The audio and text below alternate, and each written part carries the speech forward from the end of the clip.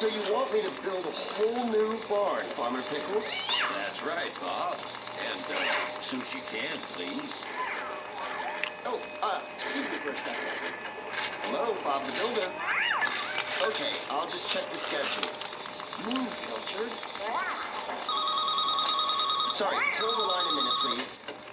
Hello, Bob the Builder. Hello, Mrs. Potts. Yes, sorry. Incoming fax. I'll be there as soon as I can. Okay, bye. Hi, Wendy. I'll be right with you. Hello, sorry to keep you. I'm afraid I don't have anything till Wednesday next week. Okay, what's the address? Hang on a minute, my phone doesn't work. Thanks, Wendy. Okay, where was it again? Oh, your house. Yes, I do. Oh, no.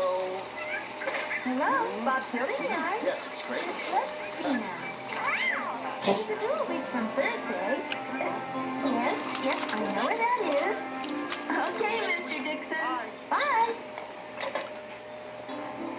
Whew, peace and quiet at last. I think you need help, Bob. I know.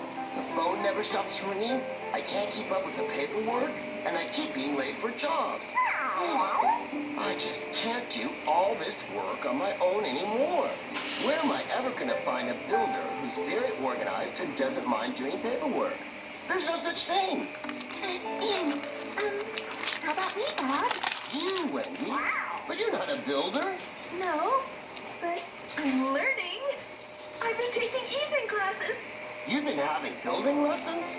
Yes, I just loved watching you and your dad building this place. And I knew it was what I wanted to do. You did? That's fantastic. When can you start? How about now?